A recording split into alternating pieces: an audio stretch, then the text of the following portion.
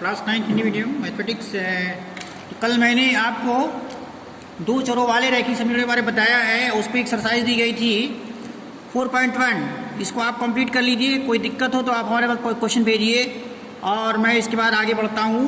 यह आप इसको लगाइए। 4.1 की एक्सरसाइज दी गई है, मैंने वीडियो भेजा है और जिस पेज से पढ़ाया है वो पेज भेज दिया है। उस पेज की स्टडी करिए, वीडियो के देखिए, समझिए और ये प्रॉब्लम सॉल्व करिए 4.1 की, और क्लास नोट कॉपी पे लिखिए उसको फेयर करके। जब कॉन्फिडेंट हो जाइए उसके पहले अगर आपको दिक्कत हमको भेज दीजिए क्वेश्चन, मैं सॉल्व कर दूंगा, आपको यहाँ समझा दूंगा, ठीक है।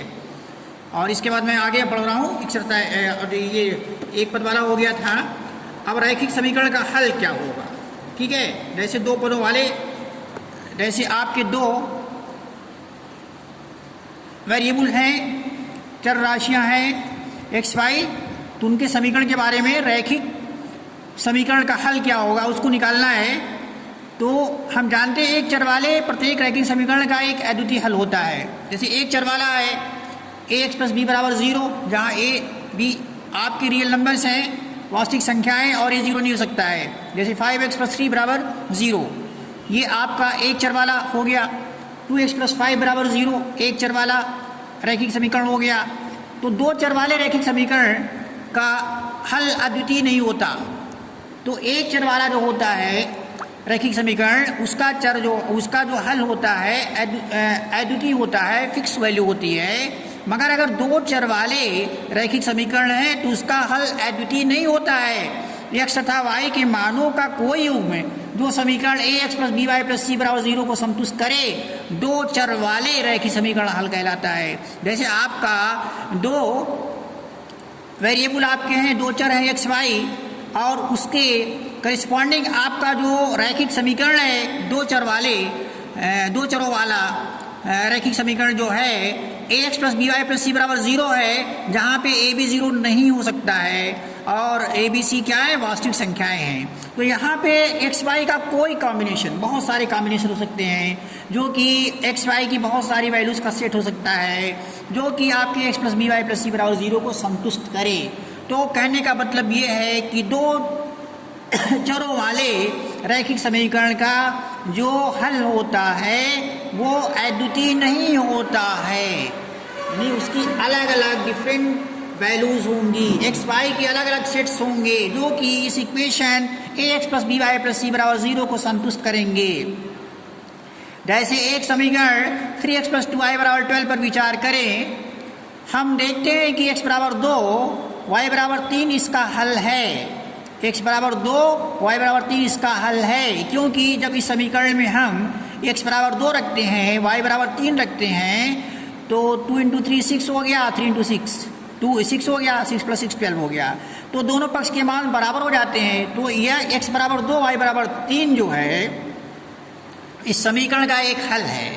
परंतु x बराबर 3 y बराबर -2 इस समीकरण का हल नहीं है, क्योंकि इस स्थिति में हम x बराबर 3 y बराबर -2 रखने पे दोनों पक्ष बराबर नहीं आते हैं।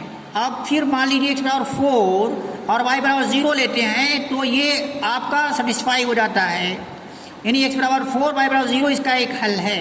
तो इसी प्रकार अन्य हल x बराबर 0 y बराबर 6 भी हो सकता है। तो x के भिन्न भिन्न मान लेने पे y के भिन्न भिन्न संगत मान प्राप्त होते हैं। अतः दो चरों वाले रैखिक समीकरण के अनेक हल होते हैं। दो चरों वाले रैखिक समीकरण के अनेक हल होते हैं, इसको आप ध्यान में रखिए। अगर एक चर वाला रैखिक समीकरण है तो उसका हल जो होता है वो अद्वितीय होता है, ठीक है, वो यूनिक होता है, उसकी एक फिक्स वैल्यू होती है। मगर दो चरों वाले अगर दो चरों वाला रैखिक समीकरण है तो उसका जो हल होता है वो अनेक होता है, फिक्स नहीं होता, कई हल हो सकता है। तो कहने का तात्पर्य यह है, दो चरों वाले रैखिक समीकरण के हल को एक क्रमिक युग्म ए बी के रूप में लिखा जाता है। दो चरों वाले रैखिक समीकरण के हल को एक क्रमिक युग्म ए बी इन ब्रैकेट के रूप में लिखा जाता है, जिसमें पहले x का और बाद में y का मान होता है। तो कहने का मतलब है ये आपका ए बी सेट बी ए के बराबर नहीं हो सकता है, यानी अगर x बराबर a y बराबर b रखें तो, और x बराबर b y बराबर a रखें तो दोनों बराबर नहीं होंगे, क्योंकि मान जो है ये अलग अलग डिफरेंट मान होते हैं। दो चरों वाले रैखिक समीकरण का एक हल प्राप्त करने की सरल विधि x बराबर 0 लेना है और y का संगत मान प्राप्त हो जाता है। इसी प्रकार y बराबर 0 ले लेते हैं, x का संगत मान प्राप्त हो जाता है। ये तो बहुत आसान तरीका है। दूसरा है, दो चरों वाले रैखिक समीकरण के अपरिमित रूप से अनेक हल होते हैं। दो चरों वाले रैखिक समीकरण के अपरिमित रूप से अनेक हल होते हैं।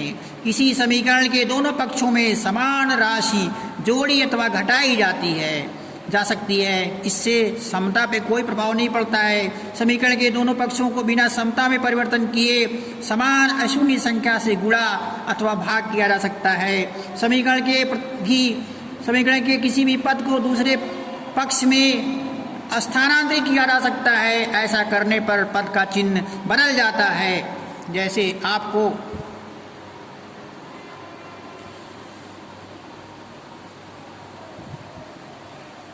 समीकरण है आपका, जैसे 2x + 3y + 1 बराबर ये है 2x + 3y + 5, तो 3x + 2y और ये 2x को इधर लाएंगे बराबर की लेफ्ट साइड में -2x हो जाएगा।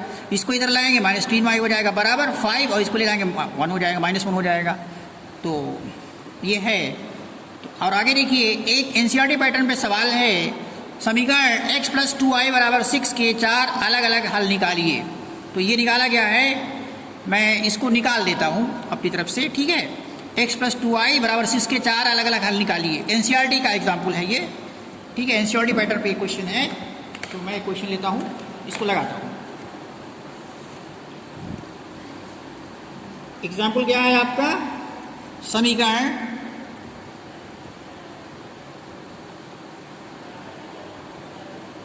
x + 2y = 6, x + 2y = 6। तो इसके 4 अलग अलग मान निकालने हैं। तो पहला तो देखिए, इक्वेशन ये दिया गया आपको, इसमें पहले x = 0 कर दीजिए। x = 0 करने पे क्या हो जाएगा, 0 + 2y = 6। तो ये 2y 0 + 2y हो जाएगा 6। 2 से दोनों साइड में भाग दे दीजिए, y = 3, तो 0 3 हो गया। सेट क्या हो गया, यानी x = 0 y = 3। इसका एक हल है। इसका क्या है, एक समीकरण का एक हल है। दूसरा है, इसी में अब y = 0 कर दीजिए, फॉर पुनः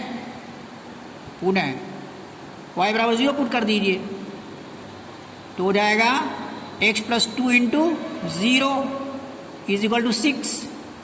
तो x + 0 = 6, x = 6, तो 6 0 हो गया। तो क्या हो गया, दूसरा सेट 6 0 हो गया। x = 6 y = 0, x = 6 y = 0। ये दूसरा सेट हो गया, दूसरा हल हो गया। तीसरा हल निकालने के लिए आप x = 2 मान लीजिए पुनः। ये एक पहला हल, दूसरा हल, x = 2 मान लीजिए, तो हो जाएगा 2 + 2y = 6। तो 2y = 6, ये 2 है यहाँ पे लेफ्ट साइड में, बाहर इधर जाएगा -2 हो जाएगा। तो 2y = 4 हो गया। 2 से भागिए दोनों साइड में, y = 2 हो जाएगा।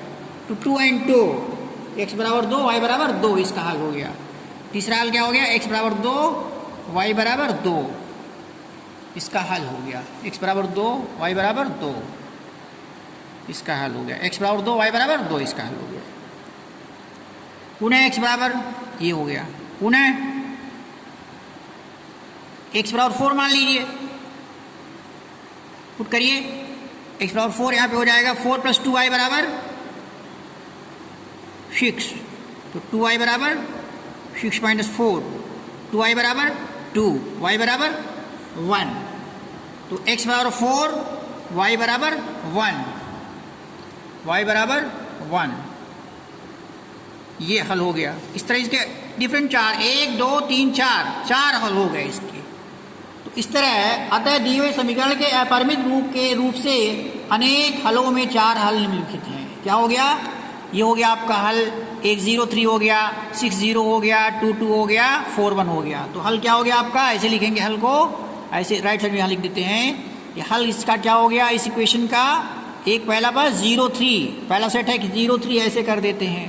दूसरा हल क्या है 60 60, तीसरा हल क्या है 22, ये लिखने का तरीका है, और चौथा हल क्या है 41 41।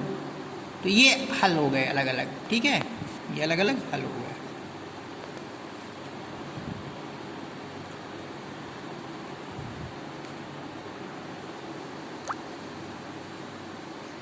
इसको समझिए, नोट करिए, ठीक है, और फिर मैं आगे बताता हूँ। इसको ब्रेक कर देता हूँ मैं फ़िलहाल अभी।